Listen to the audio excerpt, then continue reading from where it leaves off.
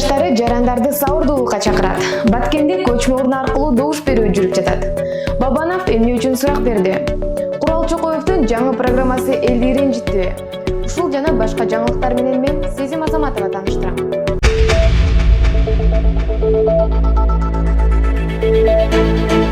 Депутат Жанар Акаев жубайын сабап салды деген маалымат бир аз мурда тараган эле. Мындай жаңылык тарагандан көп өтпөй Жогорку Кеңештин депутаты жана жубайы дароо реакция кылып тараган маалымат жалган экендигин айтышты. Урматтуу достор, өзгөчө журналисттер, Жанар Акаев аялын сабады деген маалымат таптакыр чындыкка дал келбейт. Андай болушу мүмкүн дагы эмес. Муну кайсы булак эмнеге таянып билдирди? Же ар бириңерди үйгө чакырайынбы, баса белгилеп айтып коеюн. Андан болгон эмес, эч кандай болбойт дагы дейт сөзүндөн Жанар Акаев. Ошондой эле анын жубайы. Менде баары жакшы, эч кандай арыз жазган эмесмин деген депутаттын жубайы Жыргал Масалбекова. Сурактан чыккандан кийин министрлер кабинетинин мурдагы башчысы Бабанов сурак Сооронбай Жээнбековдун тушунда козголгон кылмыш иштерине байланыштуу экендигин айтты. Өмүрбек Бабанов тергөөнүн купуялуулугун айтып, кылмыш ишинин чоо жайын түшүндүргөн жок. Бул эми эски нерселер. Кылмыш иштери мурун Сооронбай Жээнбековдун тушунда саясий себептер менен негизделгендигин элдин баары билет. Кудай буйруса бардыгы мыйзам чегинде чечилет деп ишенем. Шайлоодон кийин баары өз ордуна келет деп үмүттөнөм. Кандай гана болбосун акыйкаттык жеңет, деди Өмүрбек Бабанов. Ырчык Курал Чокоевдун Алпарусундагы программасы көпчүлүктү ренжитип, социалдык тармактагы талкуусуна жем таштады. Аталган берүү 18 жаштан жогору инсандарга арналып, кыргыздын салт санаасына, адеп ахлак туура келбеген сөздөр сөгүнгөндөргө уруксат берилген. Курал Чокоев бул тууралуу эмне деди? Мен мамлекеттик каналга программа ачкан жокмун да. Ал менин жеке YouTube каналым. Азыр сын пикирлер көп айтылып жатат. Бирок ошол эле учурда белгилүүлөр бул программаны популярдуу кылып, менин каналымды жайылтып, көрүүчү топтоп берип жатышат. Эгерде ушунчалык жакпаса, анда көрбөй эле коюшсун. Бул программанын демөөрчүсү жок, мен эч кимди каржылабайм. Идея өзүмө таандык. Буга чейин деле радио телевиденияга барбайм деп чечим чыгаргам. Анткени алардын баары эскирди. Бул программа чыгармачылыкка эч кандай тоскоолдук жаратпайт.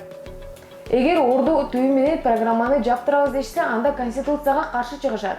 Ал эми коноктор өзүлөрү баш ийип келип берип жатышат. Ал эми бул тууралуу Ырчык Кайрат Кыргыз эмне деди? Бул программа мага жаккан жок, маданиятсыз, олдонун мааниси жок, балет экен. Мага Курал Чокоев чалып программаны түшүндүргөндө шылдың доллар болот деп айткан. Бирок мен мынчалык болот деп күткөн эмесмин. Барганыма өкүндүм. Курал чакырып аткандан кийин баш тарта албай бардым эле.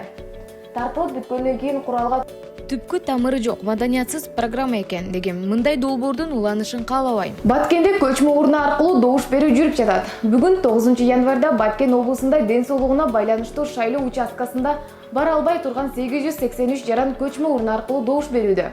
Бул тууралуу өкмөттүн Баткен облусундагы өкүлчүлүгүнүн басма сөз кызматы билдирет. Маалыматка ылайык, алар буга чейин көчмө урну аркылуу добуш берүү үчүн шайлоо участкасына арыз менен кайрылган жарандар болуп эсептелет.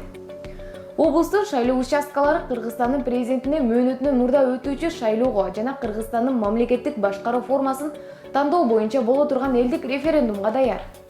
Кыргызстан жаштары жарандарды сабырдуулукка чакырат. Интернетте жаш активисттер жарандарды туруктуулукту сактоого чакырган видео тарады. Алар Кыргызстандагы бардык шайлоо процесстери дээрлик ар дайым саясий күчтөрдүн кагылышуусу менен коштолуп, кезектеги кризиске алып келерин айтууда. Видеонун аягында активисттер туруктуулукту жактайбыз жана кандай гана президент келбесин, мамлекетте саясий туруктуулук болсо гана деген кыялын айтышат. Саламатсыздарбы, урматтуу мекендештер. 10 январда өтөтүүчү президенттик шайлоого аз гана убакыт калды. Как всем известно, выборные процессы в нашей стране почти всегда сопровождались стычками различных внутриполитических сил.